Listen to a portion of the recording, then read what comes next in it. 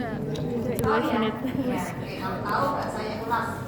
Ini enzim itu kan biasanya kita ukur kadarnya sebagai marker atau sebagai penanda berat tidaknya kerusakan hati. Kalau kadarnya tinggi sekali berarti apa? Oke apa nggak oke? Berarti nggak oke, ya. Nggak oke. Kemudian apa lagi? Ini ya, yang warna pink tua ini ada hepatitis B di fase akut. Nah, ini yang di fase akut. Kalau kita cek laboratorium HbSAg-nya, HbAg, IgM, anti HbC, HbP-DNA-nya ini positif semua. Positif semua. Perhatikan yang di sini kan antigen ini genom, sedangkan ini antibodi ya. Antibodi dia kadarnya bertahan lebih lama dibandingkan dengan antigen dan genomnya.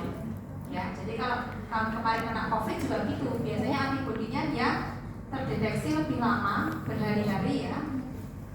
Di sini malah konteksnya dalam hitungan bulan. Jadi suatu virus itu ada yang dia fasenya harian, mingguan, bulanan. Kebetulan yang saya jadikan contoh hepatitis B ini dia bisa bertahan bulanan bahkan bertahun-tahun. Jadi ini satuannya bulan. Ya. Di bulan ke mana? 3 ya, sekitar 3 bulan pertama ini terdeteksi semua, tapi setelah 3 bulan hanya antibodi yang bertahan kadarnya tinggi di sini, IgM. Karena di fase berikutnya biasanya digantikan oleh IgG. Tahu ya, IgM di fase akut, IgG di fase kronis. Kemudian di sini ada pink muda, ya, masa transisi dari akut ke kronis. Di sini juga HbSAg, Ag yang lain, DNA, antibodi terdeteksi. Jadi ini sampai 3 tahun terdeteksi terus. Ya. Sementara kalau dilihat gejala klinisnya, ya, yang nampak hanya di 4 atau 5 bulan pertama. Ya, mungkin peaknya di 3 bulan pertama. Ya, jadi kalau nanti terkena needle-stick injury itu 3 bulan awal biasanya santai-santai, nggak ada apa-apa. Nanti mulai 3 bulan sudah sering lemes, sering harus izin, nggak bisa jaga malam, nggak bisa laporan jaga, ada gejala mual dan sebagainya. Dan kamu sendiri lupa dulu mendapatkan infeksi itu dari siapa. Nah, itu jadi pentingnya untuk segera melapor kalau terjadi needle-stick injury. Kemudian anti HBS, ya, anti HBS itu kan surface ya, yang ini ya. Ketika antigennya dia muncul banyak di sini, antibodi belum terbentuk. Antibodinya terbentuk setelah dia di fase yang kronis di 5 bulan awal. Ya. Jadi gejala klinisnya dia bisa hilang atau minimal sekali, ya, bisa dia persisten kemudian naik turun seperti itu. Kalau dapat yang ini ya beruntung, tapi kalau dapat yang ini ya repot, ya. Takdir, tergantung amal baik dan perbuatan. Biasanya kalau orang yang baik sakitnya berat ya, supaya katanya supaya dosa-dosanya cepat berguguran. Tapi kalau orang yang jahat itu nggak mati-mati gitu, sehat-sehat terus, katanya gitu. Kata ustaz tuh bukan kata saya.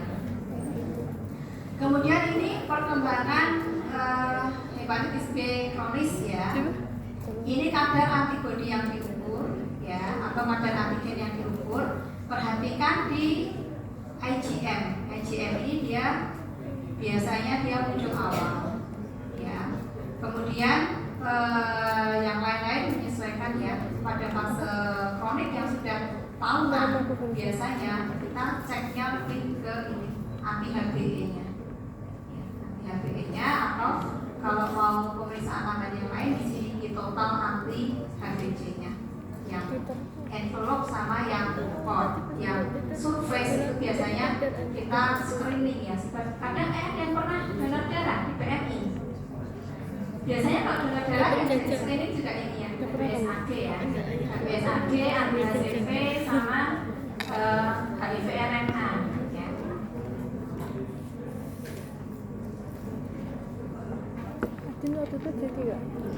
Ini transmisinya, cara penularannya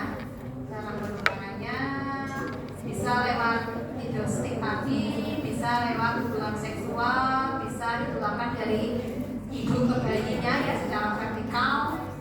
Kemudian ya gitu ya, bisa lewat cairan yang lain juga, saliva, semen, darah, sekresi vagina dan ASI, bisa lewat ASI.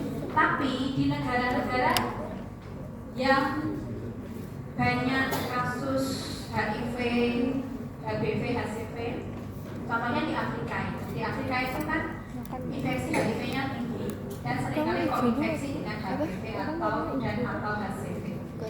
Itu tetap dianjurkan untuk menyusui. Kenapa? Karena di negara tersebut anak-anak kecil, bayi-bayi itu lebih cepat mati karena diare dibandingkan mati karena HIV dan hepatitis. Jadi biarkan aja mereka kena HIV, biarkan mereka kena HBV, bukan biarkan ya, ketularan gitu, ketularan dari ibunya lewat ASI gitu, karena sifat infeksinya lama, kronis, persisten. Sementara kalau diare itu kan akut ya, orang kalau di sana kan air susah, air bersih susah. Jadi kalau bayi baru lahir mau dikasih air pun airnya tercemar. Yang paling safe ya ASI. Walaupun ibunya positif ya wis nggak apa-apa lah, yang penting dia hidup dulu gitu.